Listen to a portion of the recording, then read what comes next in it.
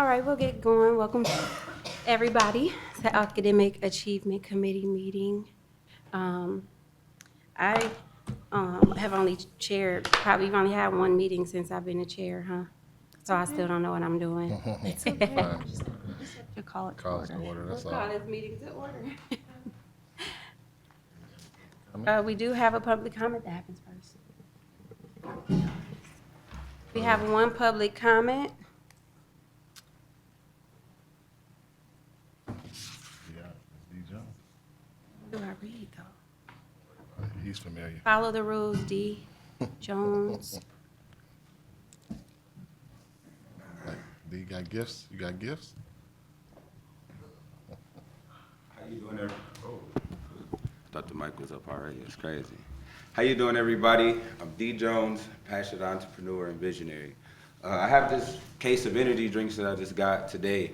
It's a company in California that has been following the work that I've been doing around esports in the community, and they actually want to partner with me to develop my own flavor for this energy drink. So I'd be the first company that they've actually ever partnered with to develop an esports energy drink. And I actually just spoke to NASEF, which is a global esports organization, to actually try to get the esports league that I've developed in partnership with the 17th Circuit District Court for the youth on probation and surveillance to try to get that accredited. They say it's going to be pretty hard, but they're willing to work with me and connecting me to these other organizations so we can help these kids and guide them to esports careers and the teams that you guys will eventually develop, and hopefully keep those kids out of the criminal justice system into schools and helping them be able to increase their grades and be able to just go to the next level of education, whether that's a trade school, a community college, a university. I came here just because I'm so passionate about this, and I wanted to let you guys know that the cool things that I've been able to do, and this is an example right here. I'm able to develop these cool partnerships, and so I'm a visionary, and I know that beautiful things can happen when you take action, when you put positive energy out to the universe, when you follow those visions. And I know that there are young kids that have those visionaries and things like that too, and they can be doing cool things like this and partnering with different brands and attracting different brands and opportunity to help boost the economy and help other people and other people that are dreamers too. So I'm really passionate about esports. I'm very thankful that you guys invested into this. I hope you guys see, you know, the things that I've been able to do, and hopefully it inspires you too, and the other educators, and the things that I'm doing. I'm really passionate about the academics and just increasing our youth being able to just get their grades better and just additional opportunities. So thank you guys a lot for your investment, and I wanted to just show you guys this an example, because I know I'm a shining example of what hard work and dedication and passion and staying dedicated to community and putting people first. Thank you. Thank you. Can we see the drinks? D. Jones, can we see what it look like? Are you gonna give me one? I'll give you one. Yeah, cool. That's what I really want. Some energy. All right, I turn this over to you. Okay, good afternoon. We have a full agenda for June 18. And they are all aligned, they being the topics are all aligned to our strategic themes and priority scholar outcomes like we normally start at the beginning and align it. And this is our full agenda. And the professionals that will come to the table and speak a little bit about each topic. And we will start with, I believe Mr. Max Jones is here with us. He will give a brief instructional council update. No Max. Okay, he is not here with us. The person in the hallway must have been Mrs. Jen Brock. And so come on up.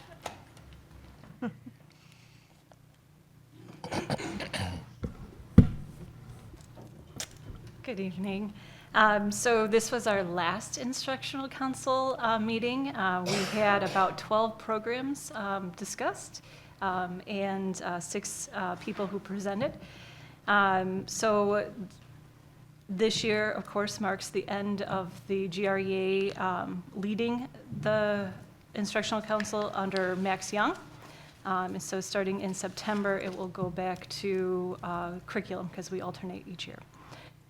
So some of the people who presented, we had Michigan Health Model Health Coordinator, gave us an update on some of the curriculum they were looking at for the health classes. And then we had Liz Gem, who from Innovation Central, who just kind of walked through a course that she had brought up a while ago and just telling us how it's going. So this was her third update. And she is teaching a robotics course for STEM over at Innovation Central. We then heard from Mr. Torres from Southwest, who gave us an update or presented on the native speakers courses. They'll be running levels 1, 2, and 3 over at Southwest. So giving a preliminary curriculum information about those courses, and there will be more to come for next year. There were several music classes over at Ottawa that were presented. So we had music production and entrepreneurship, computer music, making of music, and then year 1 music production, all being asked to have over at Ottawa, and so they presented that curriculum. They have I don't know if you know this, but they have like a digital studio over there, so they were presenting some ideas on how to utilize that more. The Innovation Central, they presented this isn't a new course, it's an old course. It is a business law course that they are just revamping and making updates for to make it more relevant. I believe they currently teach it at the freshman year, and they are going to build it in so that it's later in the year for them, because they just felt like business law was a little too tricky to do with the freshmen, so they're actually going to bring leadership into the freshman year and then go from law from there. And then our last people to present were again from Ottawa Music Production. They're looking at a drumline program. So they gave us some information about the drumline. What Would the question? drumline program be part of the academic day? Or is it extracurricular? Do you know? It looks like it will be part of the day. It says high school band 5th and 6th hour. Okay. I don't have any questions. Okay. All right, thank you. Thank you so Thank you. much. We will call the next 2 professionals up, and their topic is related to strategic themes 3 and 4, and this is our early childhood update. ED Matthew, Director Kelly, I believe, are coming up. Yep.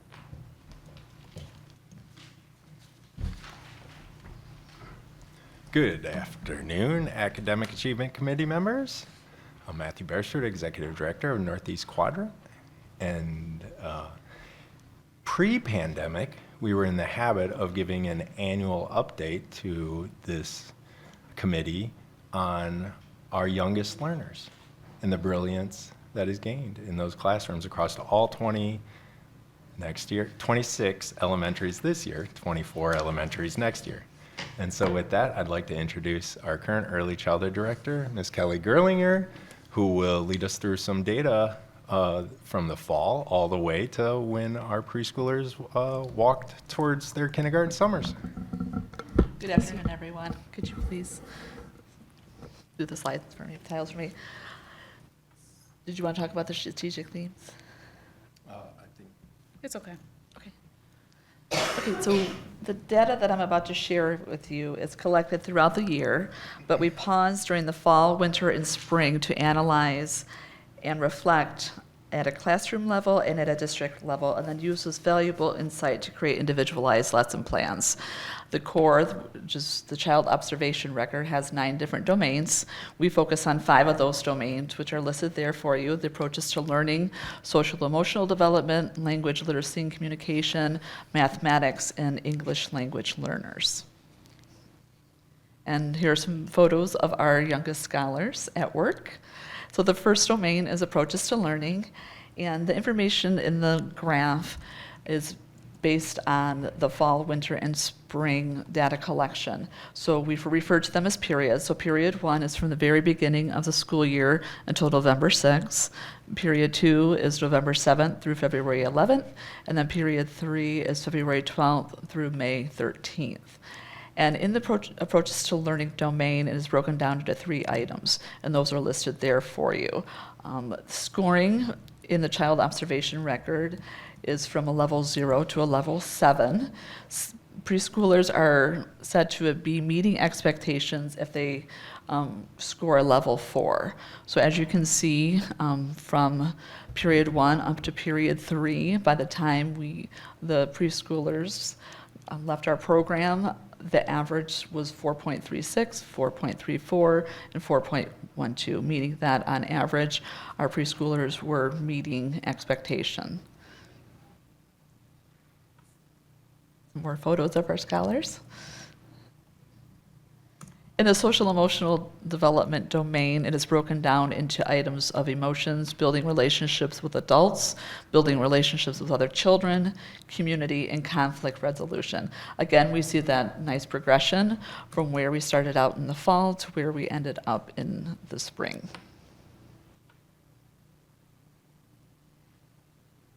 Under language, literacy, and communication, once again, the graph presents to you the information of where our scholars started in the fall and where we landed in the springtime. Underneath the language, literacy, and communication, we have the items speaking, listening, and comprehension, phonological awareness, and alphabetic knowledge. And there's on the next tile, it also continues with the other items, which is reading, books, enjoyment, and knowledge, and writing. So if you take a look under the reading, that was the only item out of the entire assessment tool where our scholars did not average a 4.0 or meeting expectations. So we've already are in collaboration with the ELA department in regards to what types of support we could have or provide our teachers and our preschoolers for the 24-25 school year. And that includes looking at implementing letters training. In the domain of mathematics, we're looking at numbers and counting, geometry, which is shapes and spatial awareness, measurement, patterns, and data analysis. And then I also wanted to provide you with a snapshot of how Grand Rapids Public Schools, our Great Start Readiness preschool programs, compared to the Great Start Readiness preschool programs in Kent County, their direct run. And as you can see, if you look at the data, we were, in many cases, we scored higher on average in each of the different domains, or we're in direct comparison.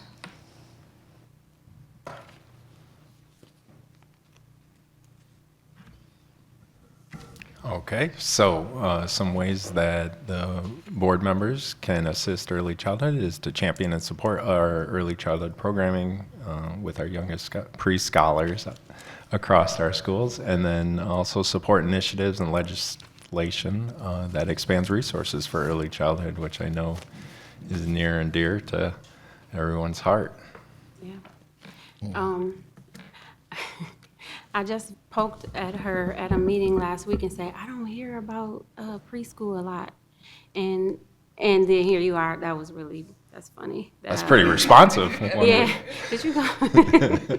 But I did say that. Yeah. And I'm just excited to hear about preschool in this space, because a lot of times the little ones get looked over in a K-8 environment. And so that's really good. And then also I want to ask, what other challenges do you experience, or do you think the board could help support you in when it comes to just overall needs of the preschool program inside of GRPS? As you may have heard, that Governor Whitmer is expanding the pre-K for all. So I think for our department, what will be helpful is just like Mr. Beresford mentioned, just to be a champion and really get the word out there, because we are going to capitalize on that opportunity when we can expand our GSRP program in GRPS by being able to offer more preschool opportunities for more families in Grand Rapids. We like to hear about I would like to hear about enrollment numbers as well as some of the other data that we show for K-8, like enrollment, how many kids are staying throughout the school year, and even how many children are in need of or getting support in those classrooms, because it really matters when they go to kindergarten and they have addressed needs in preschool, and the ones who don't have addressed needs in preschool. Got it. I've got those data points captured, and we'll work to share an update. Good, thank you. I was going to ask, I think it's the previous slide, just the way it was laid out. I know it's Great Start Readiness for our preschool scholars as well. Is that, like the way it's worded, it got me confused. Is that run by the ISD like it is for other districts, or do we run the whole program for our? So in Grand Rapids, we run our entire program. They are, the money is get funded through the ISD, but Grand Rapids, we do run our own Great Start Readiness program. So do we do the hiring and everything for Correct, yes. staff? Okay. Yes, where there are some other subrecipients in Kent County that are directly supervised and run by Kent ISD. Okay. And then another question I have for the future is kind of fitting with what Ari asked. Could we get data at some point for how many kids are receiving services for speech and special education at that level? Because I think that really filters into success in kindergarten as well, when we get a hold of those kiddos right away. Absolutely. I can share with you the data from last year, which is we had 73 scholars with IEPs in our GSRP preschool programs. And those were the ones that were had entered our program with an active IEP and or identified throughout the programming year. How many scholars do you guys serve? 500. Last year it was 549. Another thing I'd like to learn more about is, because I run a GSRP program in my center, and we don't know what our kindergartners test like in the beginning of the school year. It'd be really nice to know, and even for our district, right, to be able to say these students who came from our GSRP program tested like this in kindergarten. These students who did not come from GSRP or preschool at all tested like this. And just proving preschool matters, right? Absolutely. And early childhood matters. This district and other districts who have GSRP and kindergarten through 12 have a good opportunity to be able to capture that data for us who don't, have the kindergartners. Absolutely. Very important data. I just had one question. The reading piece, is measured by a child reading 2 or more words. I'm just more curious on, I guess, how that's tested, for lack of a defined better word. Is read 2 or more words, and that could include their name as well. But I think if we take in consideration that if a family's driving down the road and they see a McDonald's sign, a child's going to be able to recognize that, or a Walmart, or a Burger King, or some other, environmental print. So that is something that we are going to take a deeper dive in, and just to kind of see what additional things can we do to support. Because I would have to say that many of our pre-scholars do recognize their name, and they also may recognize the word mom or love, or like at the Or McDonald's even or their something. friends' names. Right, exactly. Their friends' names as well, because usually there's activities that the teachers will do where they're trying to see if the child can recognize their name, and more often than not, they recognize not only their name but the names of all of the friends in their classroom. So I guess my last piece with that, and not to hold you to a solution, but I'm curious on your speculations at this point. Obviously, the alphabetic knowledge is, reasonably high. So I'm just curious on the speculations on, I guess, the inverse sort of piece with the reading and like alphabetic knowledge. And I guess because from a layperson's perspective, that would say to me that if alphabetic knowledge is high, that not necessarily reading would be high, but that reading at least wouldn't be low. So I'm just, if you can unpack in any reactions, I guess you had in my layperson thinking. Sure, I mean, I think with that particular domain, it does really break it down as far as, they're looking at the individual components of a child and how they develop language and how they develop phonological awareness skills. And I think that they do tie in with each other. And so I think that, again, we look at it, not only are we looking at that individual reading item, but we're looking at it as a whole, the language literacy and communication domain, and to look to see, what is the correlation between all of those items and how can we support the child's entire language acquisition. Thank you. Okay. One thing I just noticed with that reading one is the growth seemed to be consistent with the other areas. Yes. So they're coming in Absolutely. lower than the other areas. Which, I mean, we could brainstorm all day, how can we prepare our families to get those kids ready for preschool? But the other data point that I would love to see in the future is how many of the kids that attend our program stay with us Sure. for kindergarten. And we do collect that data. Yeah, I'm sure it's out there, so. We definitely provide that information to you. Does the preschool classrooms get books with the rest of the school when they do the Barnes and Noble partnership? Yes. And we also participate in the One County, One Book as well, yes. Thank you. It was nice to meet you. Nice to meet all of you as well. You're Nice not to a you. familiar You face. too. Thank you. Thank you. Covering strategic themes 1, 3, and 4, we will have Supervisor Roseanne Wall, who will share related to our ELA curriculum.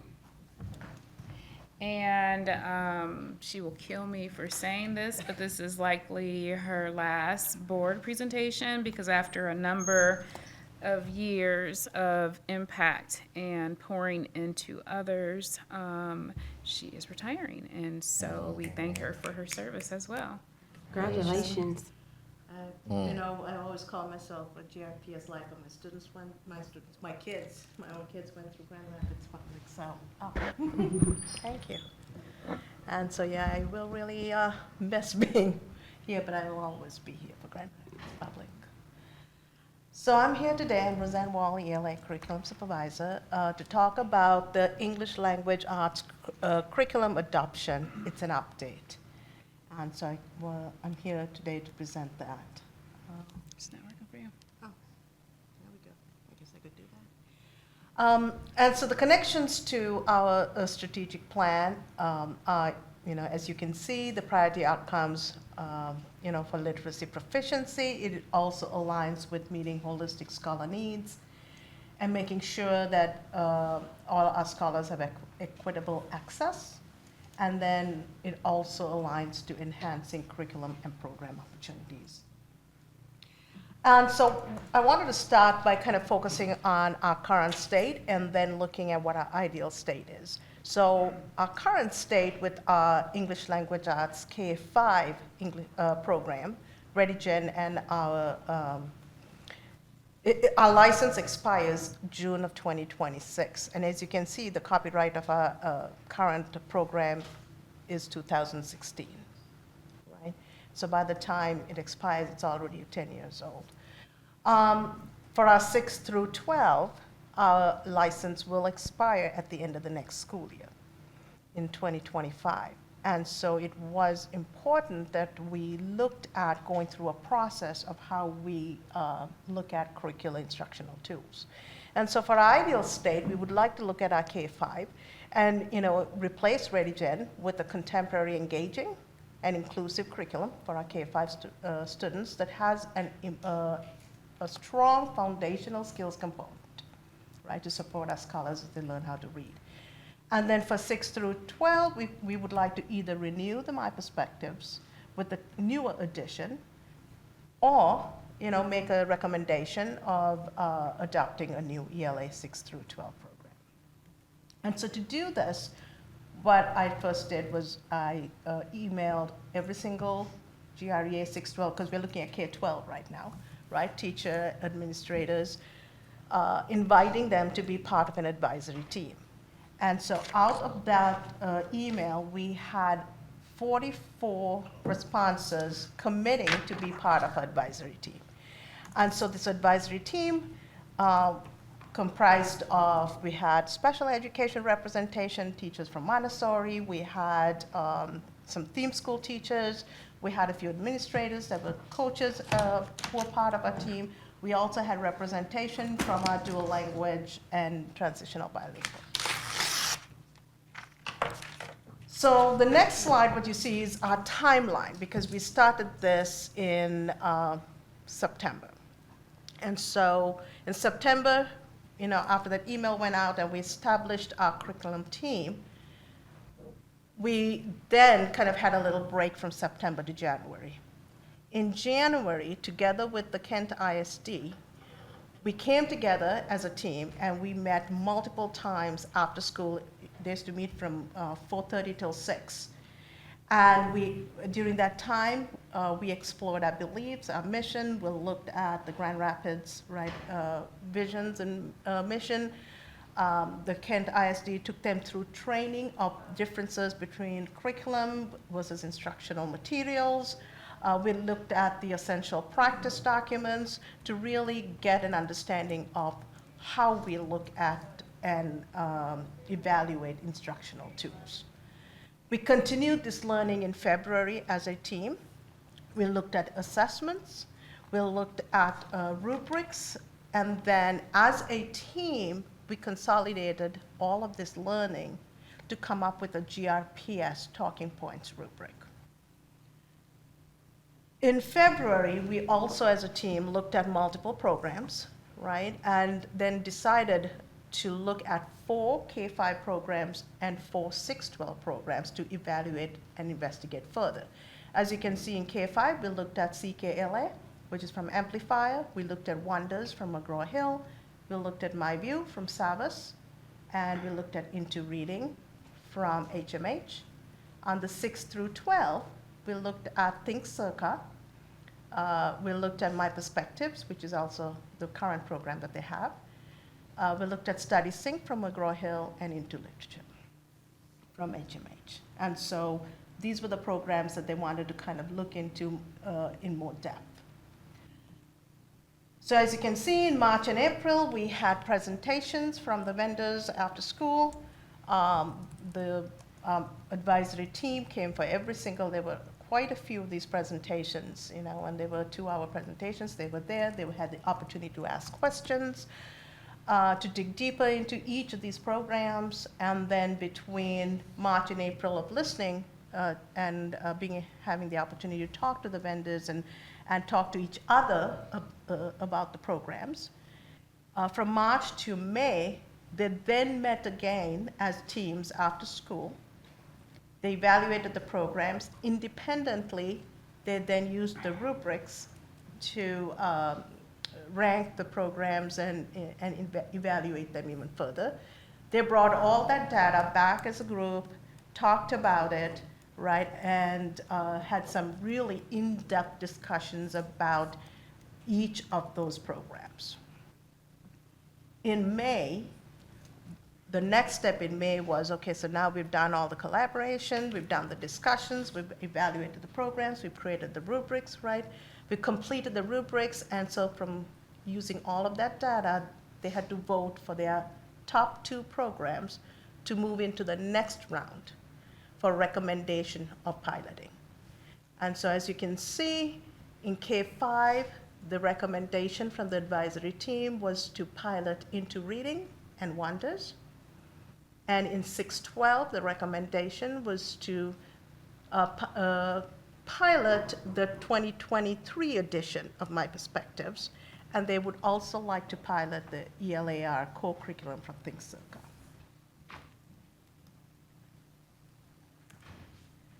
And so then this brings us right to the next step. So this is the recommendation from the advisory team, as you can see on that top box, right?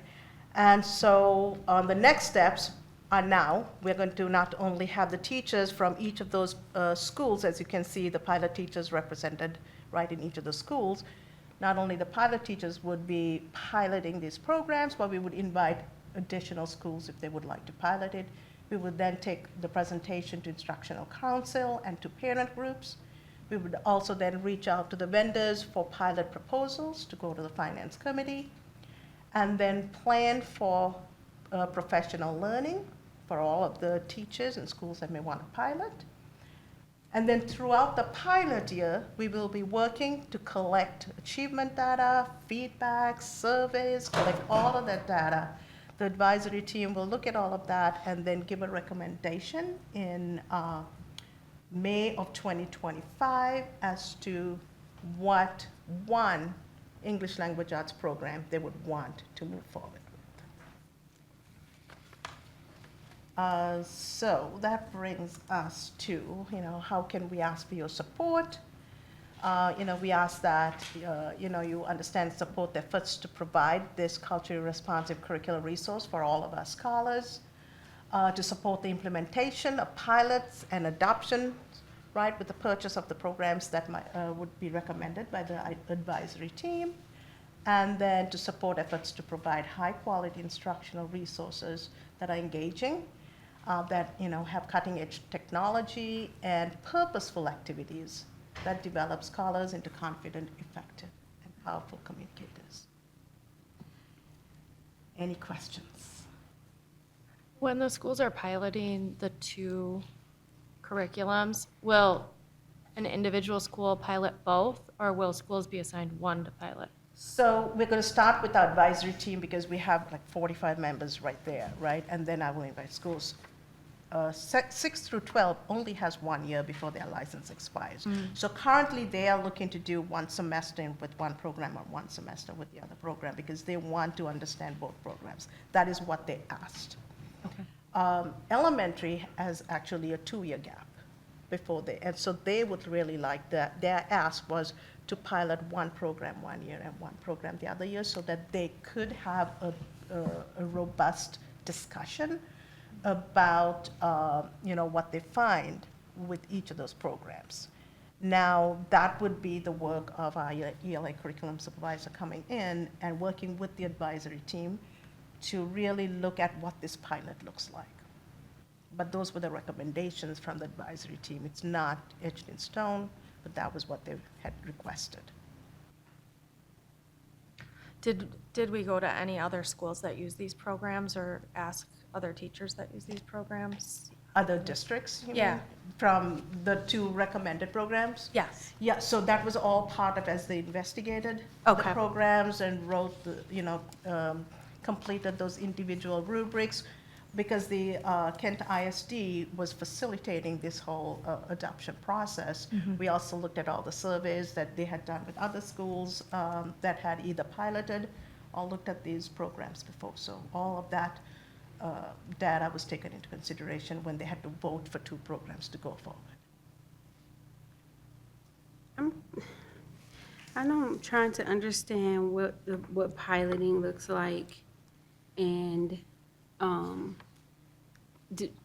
like how it works. Do they not use their current ReadyGen curriculum for 2 years?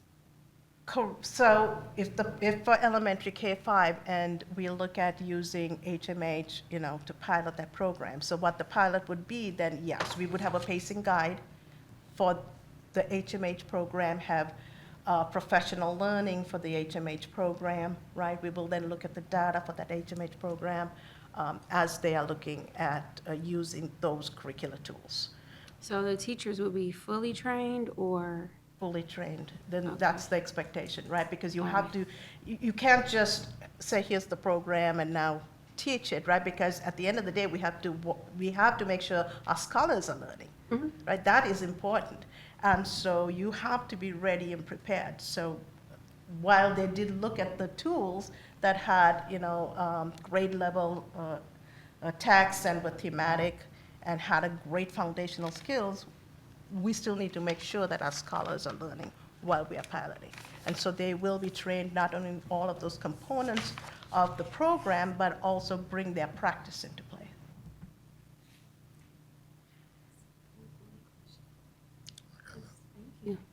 Thank you very much. Thank you for your service. Congratulations. Thank you.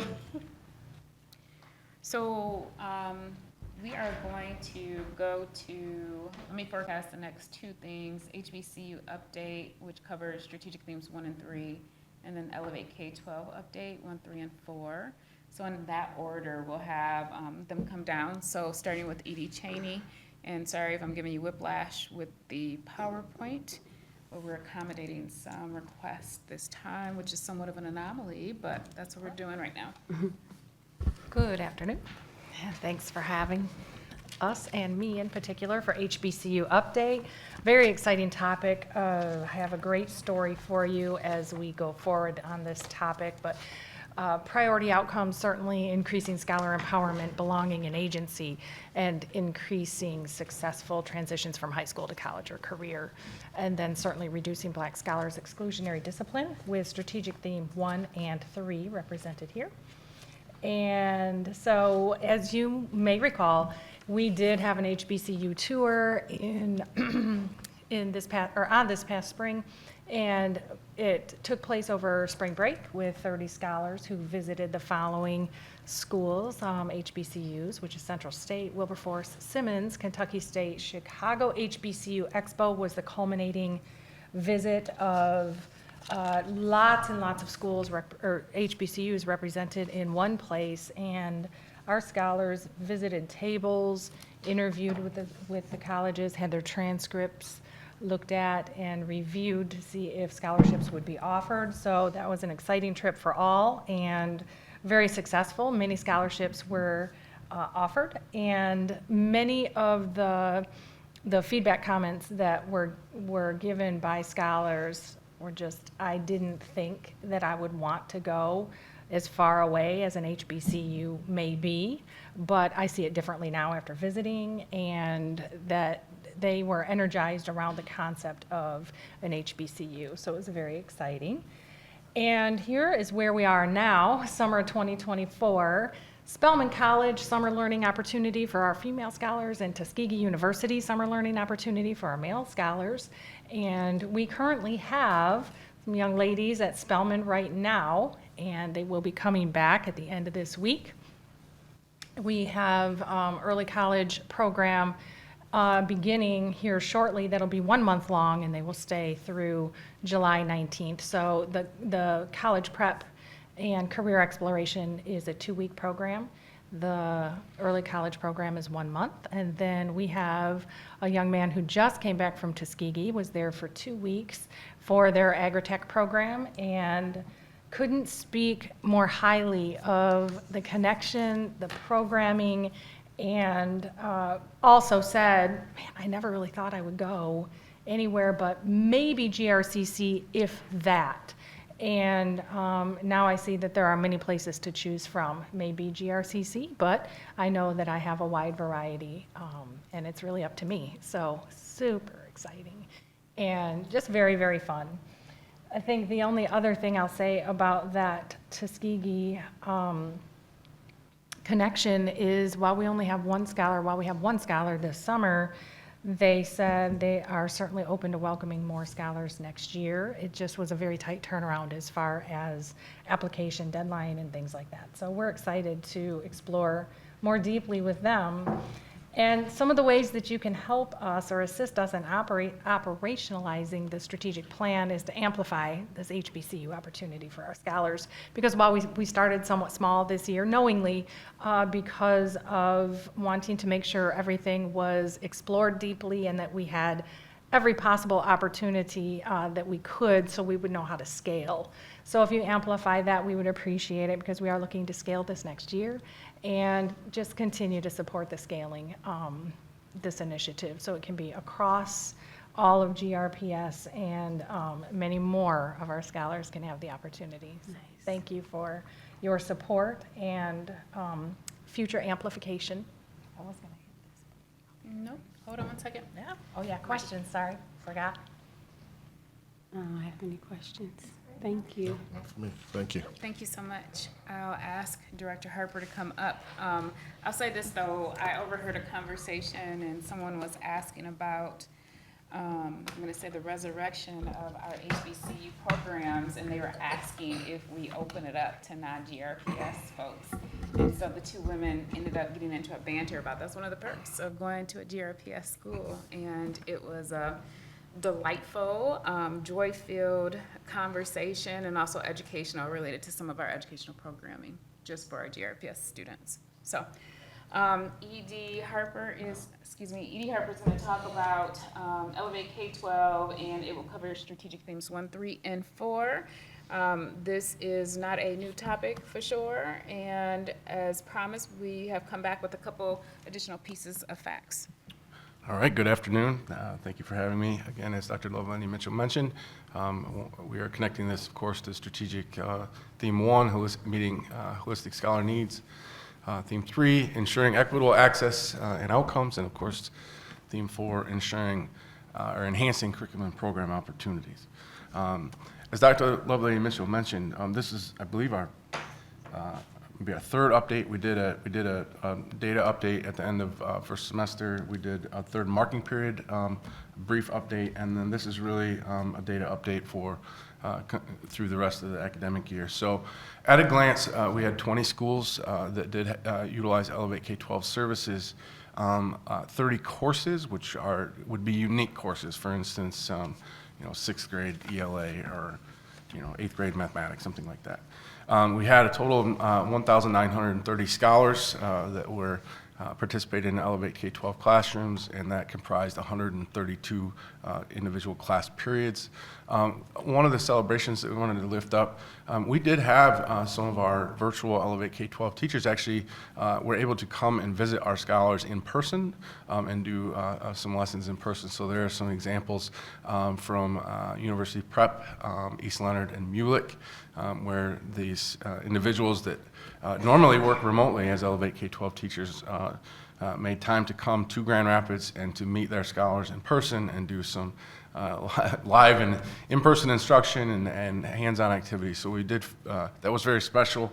It was special for the scholars to see their teachers in person. Obviously, as we've talked about, that is important. This is a timeline of, we've talked about passing rates in our previous updates, but this will give you a timeline for overall month-to-month passing rate averages between November and May. As we mentioned, 10 of the 20 schools launched by November 15th. 16 of the 20 schools launched by December 31st. And all schools, all of the 20 schools were launched by January. Now, there were some fluctuation in actual programming based on needs of the schools, but that's the breakdown from month to month. This is a view based on subject area pass rate, and you can see transition from the blue columns represent March, so basically end of third marking period, and then the end of May data. So that would be really end of fourth marking period, because we had exams right after that. So you can see there was increases across the board in subject areas related to passing rates by subject. This is an example of passing rate by grade level grouping. So again, March to May, you can see the increases. High school was basically flat related to the passing rate for those courses. This is some data that shows some changes over time related to some metrics that we looked at. So we had, you can see attendance, formative assessment averages, some of it assessment averages, assignment submission rates, and then aggregate pass rate. So this just gives you a picture of how items have fluctuated from month to month between, for instance, our start date and our end date. Some did fluctuate down, others up.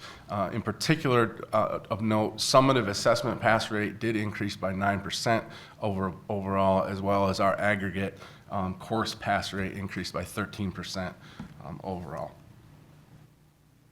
As we look ahead to 24, 25, these are some key points that we want to highlight related to Elevate K-12 in particular. And so we want to reduce any teacher turnover.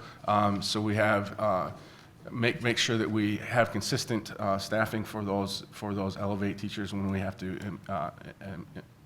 engage with that in a particular classroom, certainly increasing hands-on learning opportunities.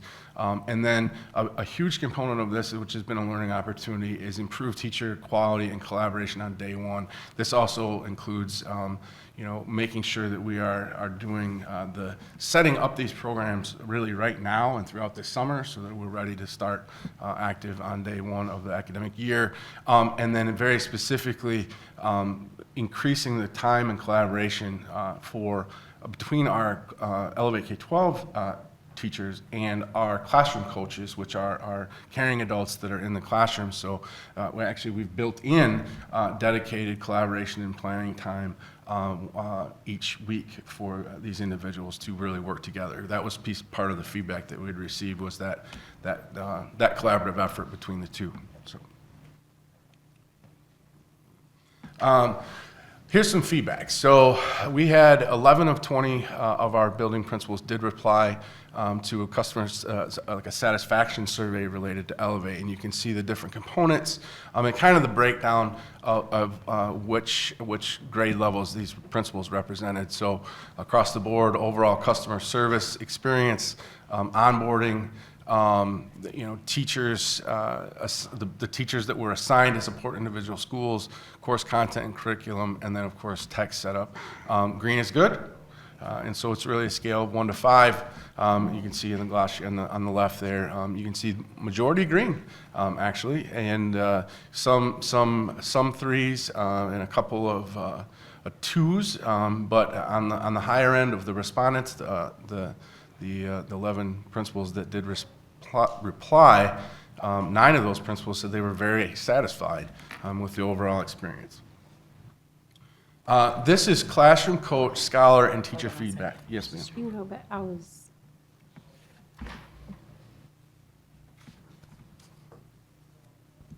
trying to see the top. The top. The columns? The gray part is kind of a glare on. Oh, the I'm whole sorry. thing. It Yeah. reads grade level, number 11 out of 20. Then the second one is overall customer experience with Elevate. Next, onboarding with Elevate. Is that what you're talking about? Yeah. Customer service, teachers assigned to your school, course content and curriculum, tech setup and functionality. Is it okay if let me bring this to the dais? You good? Oh, I Otherwise? can look at his, yep. Okay. Oh, so can I ask a question about, Certainly. the teachers assigned to your school? Is that like, are they,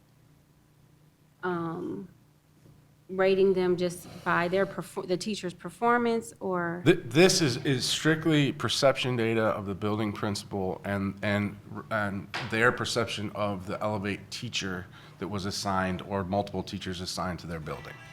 Okay. Is there anything we can do to improve the experience of the onboarding with Elevate? I think that's a wonderful key point, in recognizing that we didn't start until November. And that much of the feedback that we received was related to the late start, kind of the hurried, rushed onboarding process, trying to bring people up to the, a calibrated level to start the school year. And so that really is a reflection, and much of the feedback that we received was just that late start and trying to get it up and running. That makes sense. Where I think for buildings that are struggling with staffing challenges, is this again being our plan C, right? That we want to make sure that we hit the ground running with everybody equipped to do the work at the start of the school year, rather than trying to onboard and some of that messiness that we dealt with at the start of this program in November. So until November, did they have like just the permanent sub in the classroom and then added? Either a permanent sub, or at times it was principals covering, or other teachers covering classes. We had a number of principals that were actually serving as substitutes, so. So one of the benefits of going through and having this insight is, so as we negotiate, using this as a Band-Aid for this next pilot year or season is having this and being able to talk strategically about what then needs to be addressed. And we've heard that from various champion groups, and so integrating that into our conversations and having action plans related to that to improve this. And then, can I ask a question on from a previous slide? Sure. It- It doesn't matter, really, you don't have to go back, but with the data as far as passing rates, do we have, like, I would like to see, or if you have any idea, how many scholars pass in those subject areas that have a live teacher? Does that make sense? Just to compare it? Oh, compared, right, okay. Did you guys do that before? I think you shared something Yeah. similar, Yeah. yeah. Yes. Maybe I was even at the, I don't know what date that came before, but I don't Seemed know. like it was the second to the last In time. March. we did, Yeah, last time. Well, I can look So there's back. something in there though, yeah, Yeah. for sure. But maybe if you just sent it out again It to was us. good to see. Yeah. 'Cause that was one of the things I wanted to refresh my memory on was the comparative rates too. But I still contend, and I don't mean to sound any kind of way about this, but I'm not convinced that passing rates indicates effectiveness. Particularly when we look at the formative data that indicates a slide from a learning perspective. And I mean, I've substituted before, and I'm sure I probably handed back some paper with some grades that weren't as critical as maybe it could have been. And I know that our Elevate K-12 folks are certified teachers and whatnot, and so from a professional perspective, they probably will be a bit more critical than just a substitute. But I guess I'm just, again, sort of challenging the notion that passing rate indicates effectiveness, which I guess brings me to my, larger piece. If we didn't have some data point that at least we felt comfortable to say that Elevate K-12 is at least palatable, then what? So again, let's say if we didn't have this passing rate data to sort of hang our hat on, so to speak, and then what? I don't know. I mean, that's a broad piece, but again, I guess that's just I know this is, like you said, option C, but again, I think I and many people are concerned about, I don't know, the longevity of this option C, and obviously what next. And I don't have the answer. And I don't think you have it right here either. But Yeah, the only thing I would say is, I think the scrutiny around this innovation, even though it is a Plan C, is warranted, is different. I think when we talk about grades, whether you're talking about Elevate K-12 or non-Elevate K-12, in any school, there are always questions about subjectivity and all of that, period. And I think one of the reasons why we continue to say this is a strategy for us is, one, it's about the access to a highly certified teacher. The metric also is the vacancy. So if not this, you might have a number of subs who don't meet a certain level of knowledge in a content area in front of kids. And so it is about learning and teaching and certification. It is about accessibility to certified teachers. It also is about addressing the burnout of, if you did not have this, principals would be in there or other classroom teachers, and that domino effect. So at the crux of this is vacancies are a problem. And this is what we say is our short-term strategy, and not the way we would choose to intend to spend our dollars. And we don't know, learning and teaching want to have a long-term solution, and so we'll continue to work interdepartmentally and externally for a long-term solution. But right now, our Plan C, when we can't have a face-to-face certified teacher, is this. everything you said makes sense. Everything you said, and it's valid.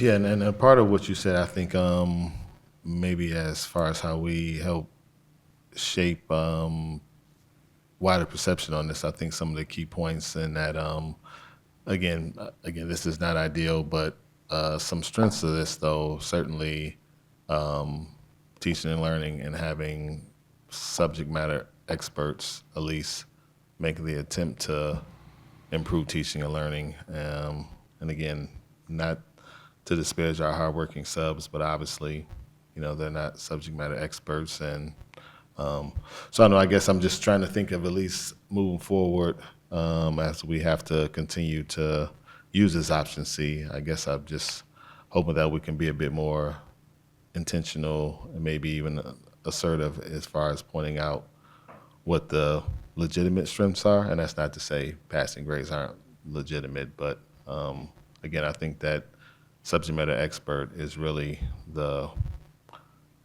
I guess where the meat of this lies in comparison to other options. Go ahead. Even,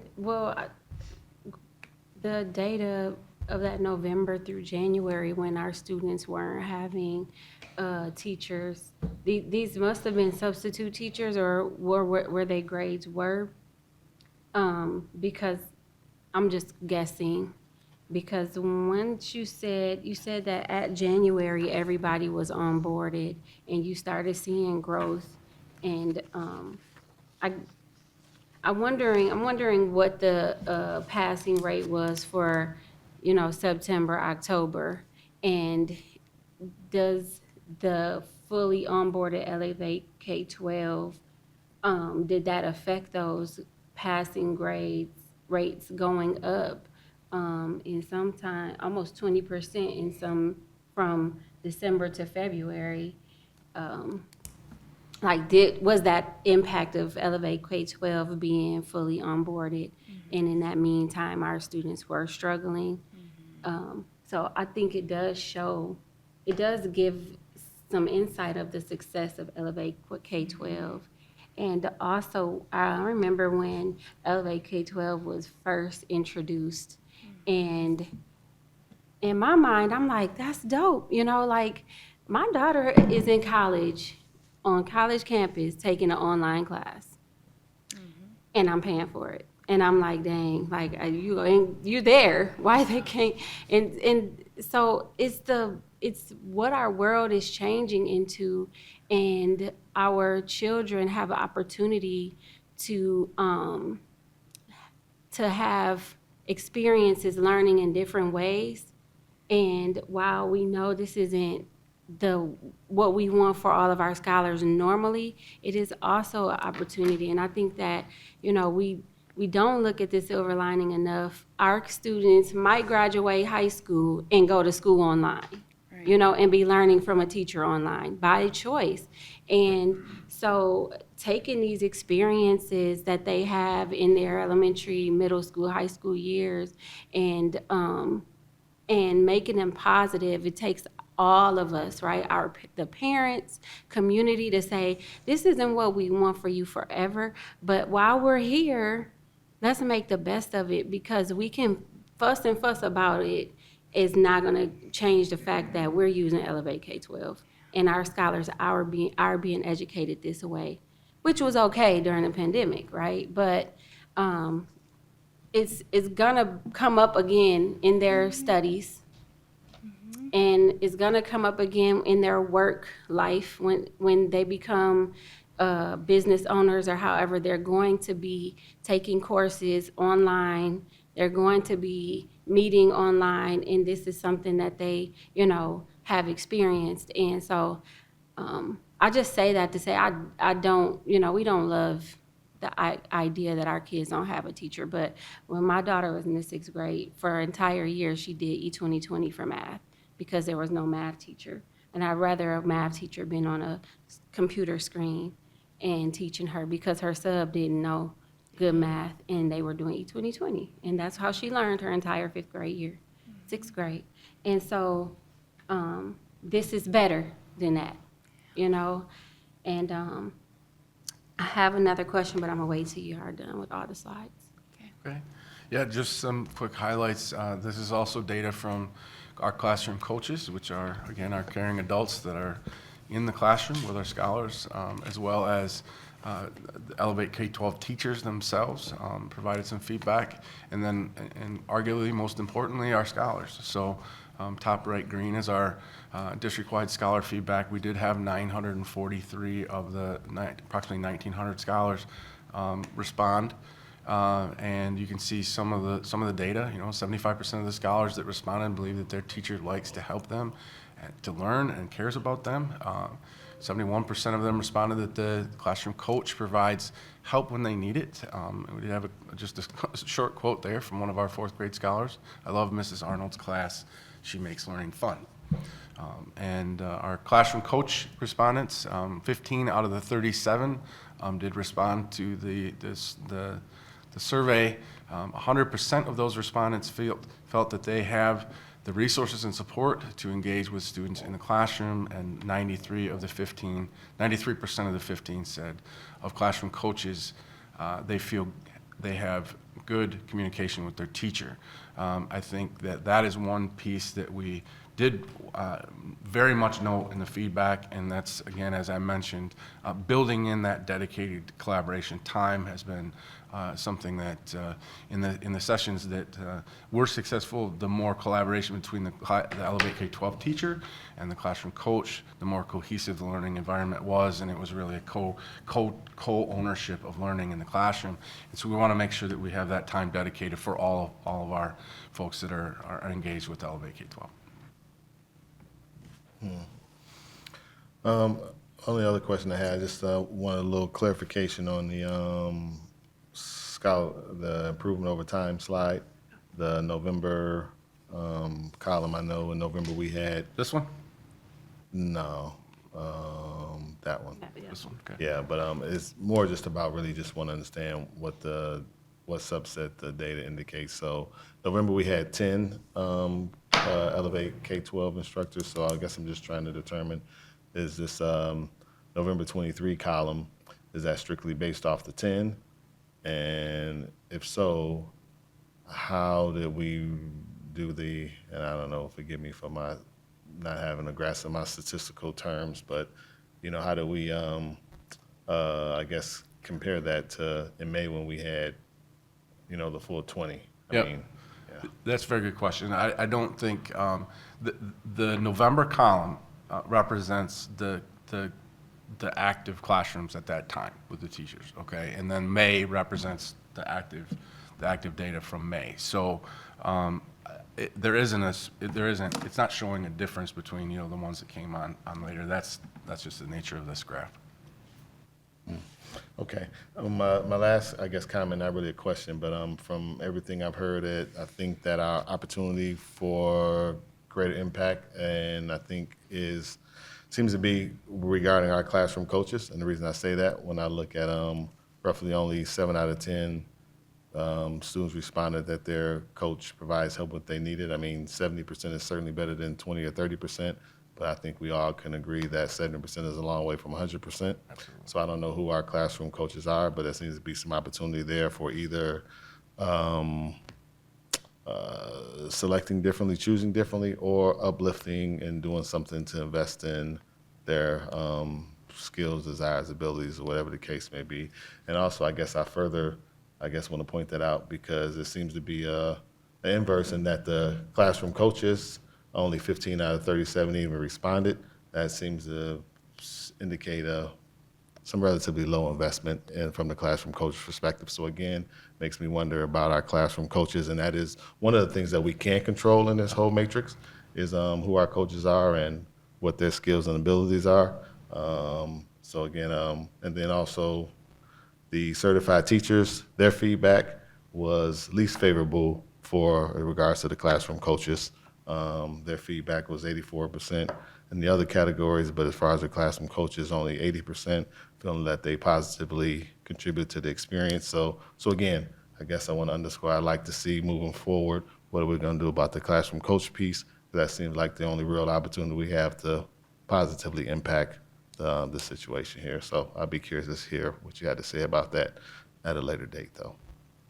Can I just ask, who makes up the classroom coaches? Like, what does that group of So people entail? this current year, so 2023, 24, almost all of the classroom coaches were long-term substitutes that we then trained as classroom coaches. But this also speaks, I think, to what we talked about earlier about the onboarding, right, and the setup process. So doing that professional learning early, building those connections early so that we're ready to start the school year with the capacity that they need to have to feel like they can be successful. Yeah. Do we have like,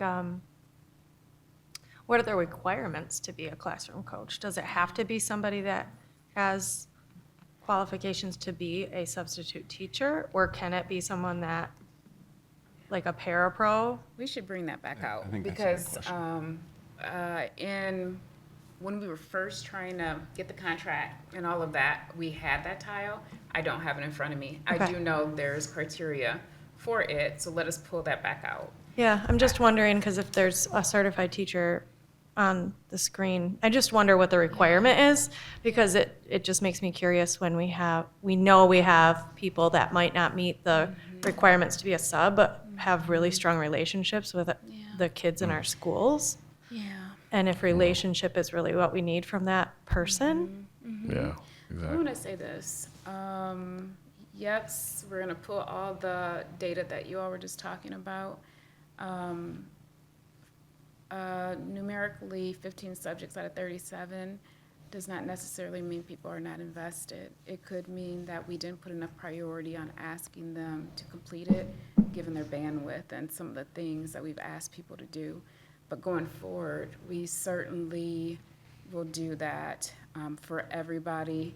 And then we can draw our own conclusions related to, how we want to interpret the data. This was just, there was a lot going on. And so I think that we have to be careful with some of the conclusions that we draw related to some of the data. I do know all of this data is formative in terms of as we plan. I think I have a meeting with a group of people next week, and being able to look at it and utilize and come together and say, what does this mean for our next steps and how do we improve? We certainly can extract from that and improve. And surveys typically have low respondents anyway. 6% is sometimes a good thing with surveys, which I'm not saying is good. That's not what we're going for. I'm just saying in terms of context, there are variables, a lot of different variables. And with the data sets that we do now have, we have some insight to be able to pull it forward and plan around how we might do this differently and continue to amplify being asset-based. That we will do. And we will continue to work interdepartmentally on our long-term strategy of recruiting. Well, just before we move on, I think I just wanted to kind of underscore what Ms. Davis just said about examining, who the coaches pool is. I think to your point, the focus or the real impact of the coach in this situation is largely probably relationship based, as you said, and that doesn't necessarily require the same things that we require as subs. So, Right, so I we mean, just don't know what the, Yeah, we don't know, what so, the yeah. legalities are regarding that, but there, if it's possible, there could be some, Even recess parents or who coaches knows? that are amazing that could have an all-day job We'll pull or it back whatever. out. We'll pull it back out. We certainly did hear stories of how that coach made a difference, and it was the coach's connection to the scholar, coach's connection to the teacher online, and to the culture of the school, and then just meaning making. And so, absolutely right. We can pull that back. I think with the pushback we've gotten from Elevate, from the community, it's really good to see this type of feedback come from a small number, because most of the time people get feedback when they don't like something. They can't wait to fill out that survey when it was something they hated or want to be, that they did not like, and to get a small amount of feedback in such, pretty good numbers of positive responses, it does speak a lot to how the people who are actually in K-12, what is it called? Elevate K-12, who are actually doing it. We're hearing from them, it does feel a little bit better.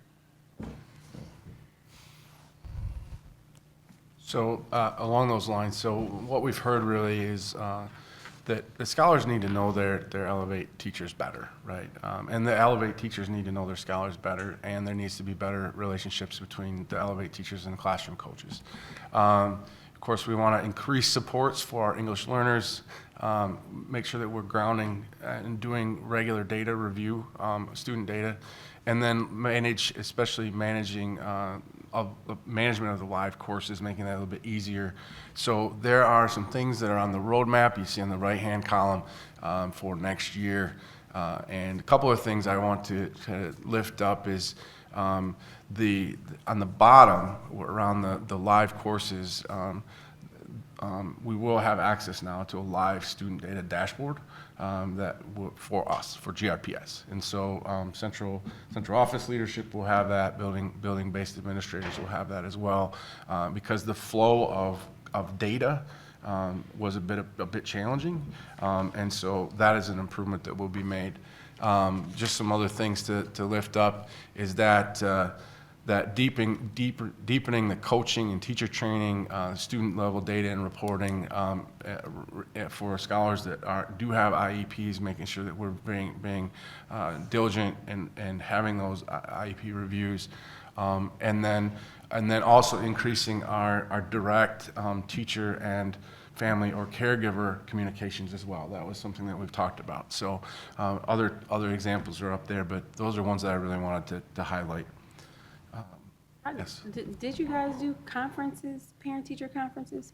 That was a little bit tricky this year, and that's what I'm referencing up there now, is to make sure that how are we, not only conferences, but regular, if a parent or caregiver has a question, what is the access point to that teacher? So that's something that we're working on to make sure that we have a very clear process for that, so that our caregivers feel like they can access either the Elevate teacher or someone directly related to the classroom to talk about how their scholar is doing, right? So.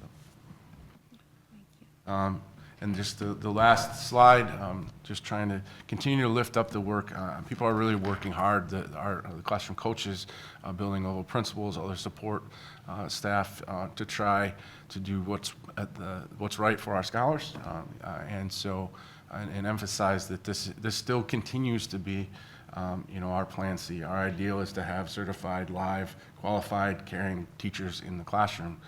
But when we struggle to do that, this is a viable option. Questions, comments? Okay. Thank you. So, Edie Atkins and Director Ambrose are coming, and while Mr. Harper is taking his seat, it's not the last time you will see him, but his leadership has also been highly impactful and effective, and we're glad to know that our school, Congress Elementary, will benefit from his leadership. So we're transitioning here. Mr. Harper will be the principal of Congress. So glad that our scholars will directly benefit in staff, and glad to know he's in the district and we still can access him. And in many ways, I think that we'll be calling on him in terms of it's our lab site related to all the effective practices that will continue under his leadership. And so the first presentation that Edie Atkins and Director Ambrose will walk us through, actually Director Ambrose won't be here for the second one, is the high school SEL curriculum and addressing strategic themes 1, 2, and 3. Go ahead and take it away. Second.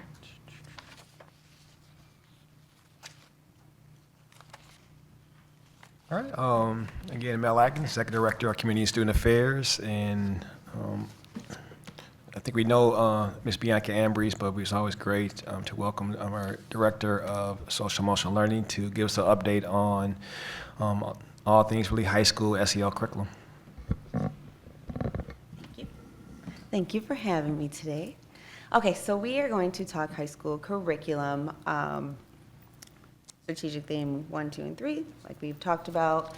If you will go to the next slide. Okay, so for the current state for high school curriculum, only some of our scholars are receiving SEL instruction at the high school level.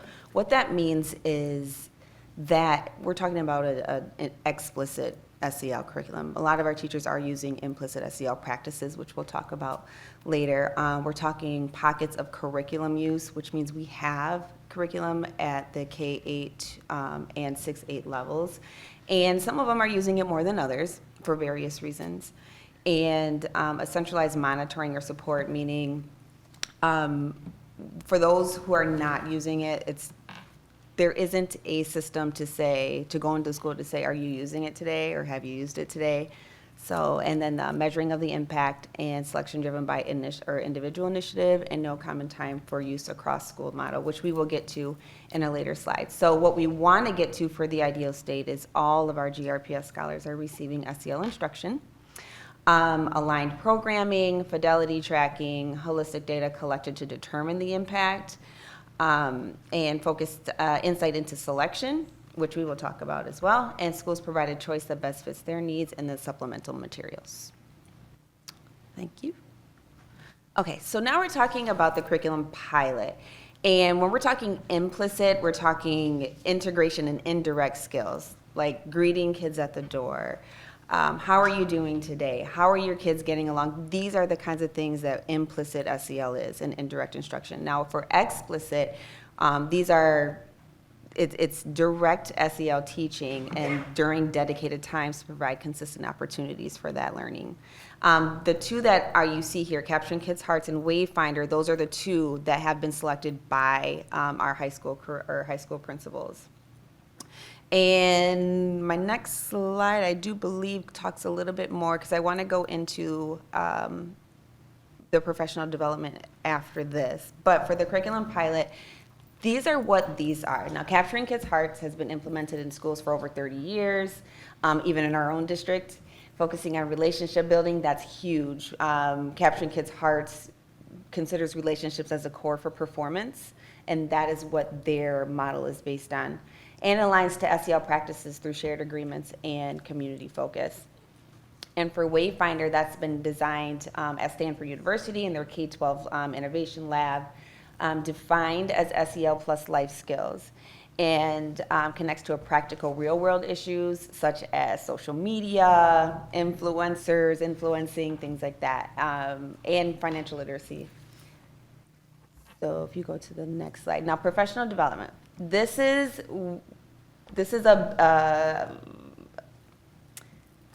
it's intense for Capturing Kids' Hearts. It's 2 days, consecutive days, 8-hour days in person, proposed to be completed prior to our August PD. So when our high school, we gathered all of our high school's principals together in March, and we said, hey, we want to go ahead and get your voice as far as what to select or what to do for high school curriculum.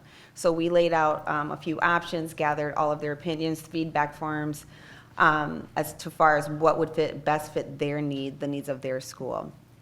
And Capturing Kids' Hearts is the implicit, as where Wayfinder is the 2 hours in person. And Wayfinder, let me back up just a little bit, I apologize. For the curriculum, after we asked the principals what they wanted to do, we brought them back again recently and said, okay, we got your feedback, this is what you want to do. Here are the 2 proposed dates, which we got from the vendors, and we said, hey, what can you do? Can we make this happen?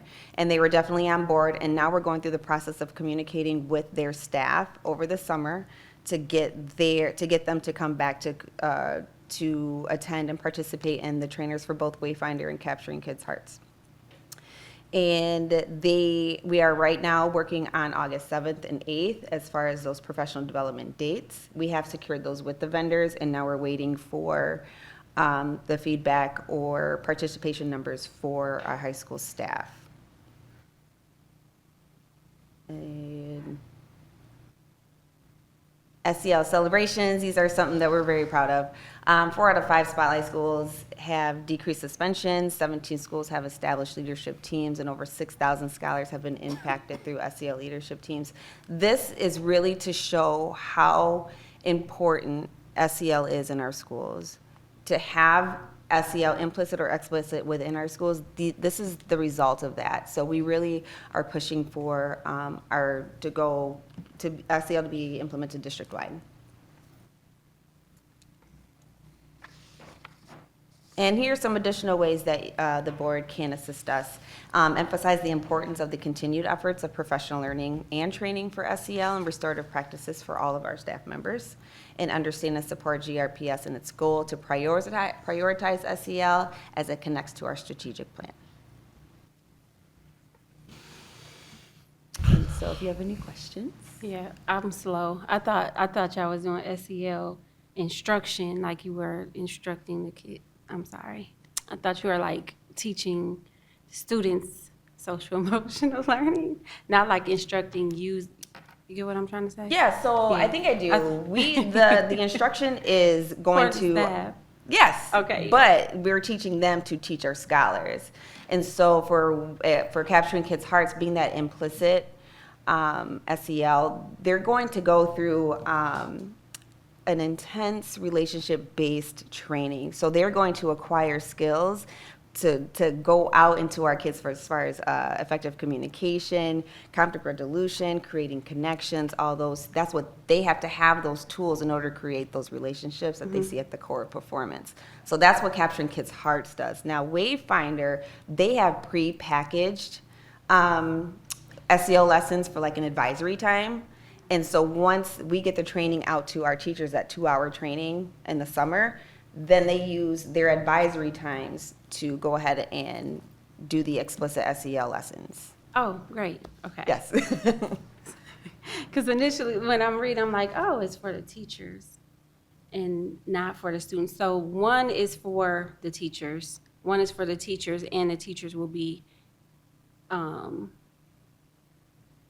like doing lessons with the kids, with the scholars in the classrooms. And so we can say our scholars have some type of social emotional SEL learning in the Yes. classrooms. Okay. Yes, All right. Wayfinder does that as we're Wonderful. Capturing Kids' Hearts is a little different, but still aligns with the CASTLE framework.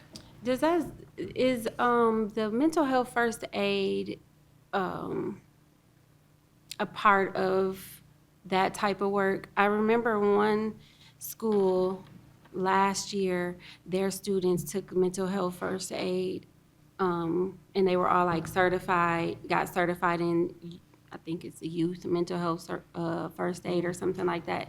Is that something that we are doing with other schools or other classrooms? I'm not sure exactly how. My daughter was actually that was at her school, and so it was just like they were learning like to show like see signs of in their friends and things like that, how to take care of themselves and the people around them. I thought it was really valuable, but wondering if you guys were considering maybe that. So I think you two are talking about two different things in terms of the certification that you're talking about. Let us look into it to see who's still doing that, and that ends in skills, competencies, and a credential. This work does still end in awareness and skills, not necessarily credentialed. And is directly with teachers and to kids, but let's double check and get back with you on that. Good. But finish your question, was there more? No, I have a better understanding. It's good to know that our scholars will not only be affected by teachers who have that type of training, but are actually receiving some instruction in that area as well. So at first I thought the instruction was for them, but it is. It is. It really is. You have to know it to teach it. Yeah. So I didn't. Yeah. So while I was listening, I'm like, oh, they're not teaching it, but they are. Yeah. Through Wayfinder. Okay. Different approach. I guess my only confusion is, so maybe you can clarify, but with Capturing Kids' Hearts being in my mind, it's very different than what Wayfinder would be. I don't know Wayfinder, I know Capturing Kids' Hearts. But the schools are picking one or the other? Is that how it's working? So right now we're piloting. We came across the two, implicit and explicit. All of our high schools don't have an advisory time. So Capturing Kids' Hearts best fits that model, that school's model. And then Wayfinder fit better for those who actually do have advisory and can do those lessons within that block, that period. Okay. I feel like all they're really saying is with Capturing Kids' Hearts, it's embedded and hidden in stuff. So you might not know that you're in an SEL unit, and the move that I just made in terms of greeting you at the door, that I'm really acting out SEL. It's in practice. It's in practice. Whereas I think Wayfinder is still building capacity, but it's much more specific and explicit instruction. And I think Capturing Kids' Heart, they have all that too. And so I love what you said in terms of we're piloting, and upon getting more information, insight, we'll come back to the table, their advisories. And I have to tell you this, the principals and the ILT teams that we're meeting today are head over heels in love with this SEL team, like cheering loudly for them and the impact that they're having with their teams, really appreciate the work. And it's because of how we've heard the increase in depression and anxiety and the longing for belonging. That's what they're teeing up.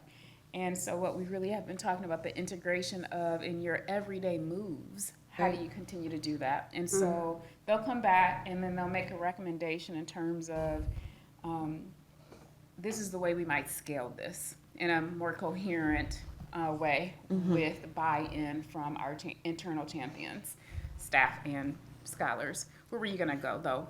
But is it possible that after this pilot, we take on both of those programs?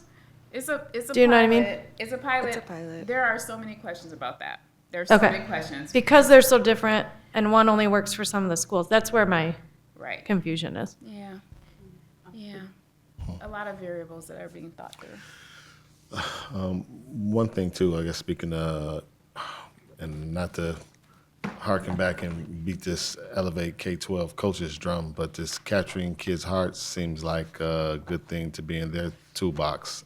And if we could somehow, early or even prior to the start of school, once we have a sense of where we, how many coaches we may start the year needing, maybe it may be wise to Get them in that.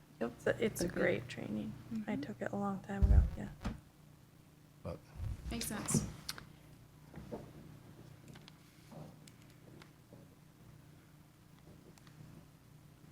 So, if there are no more, not additional questions for Director Ambrose. Oh, thank you. Thank you. We'll say No, thank you. Thank you. You're welcome. Thank you. And one day you'll have to play her SEL musical chair game. Ask her about it later. That's fine. We might have video. And then we'll go to ED Atkins related to Scholar Services update. And so today I'm here to really give an update on 3 items that are happening through our Community and Student Affairs department. And it's going to be around just a brief panorama update, a new initiative we call the Summer Reading Backpacks, and then really supporting, update with the YMCA supporting summer school as it relates to after-school programs. And so with this, we jumped a little bit. I'm sorry about that. No, we're good. Okay. And so always connecting to strategic themes. These presentations connect to strategic theme 1 and 3, meeting holistic scholar needs and ensuring equitable access and outcomes. And so just the perfect transition as Bianca was talking around our SEL. This is in alignment to, we have what we call a SEL work plan, and it's connected to the CASEL framework as well with Panorama. And so Panorama, again, is Panorama Education, are really on the heart of getting scholar, staff, and caregiver feedback through this social emotional lens. And what we see here, this really talks around in the spring, this is our most recent survey window. There were survey types around competency and well-being for our scholars, Again, support and environment for scholars as well. And then the staff took adult SEL surveys, and parent caregivers had a survey as well. And so the wonderful part, when you have the kind of those 3 touch points, you can look at those data and see what are commonalities or things that maybe one area is saying and other areas not.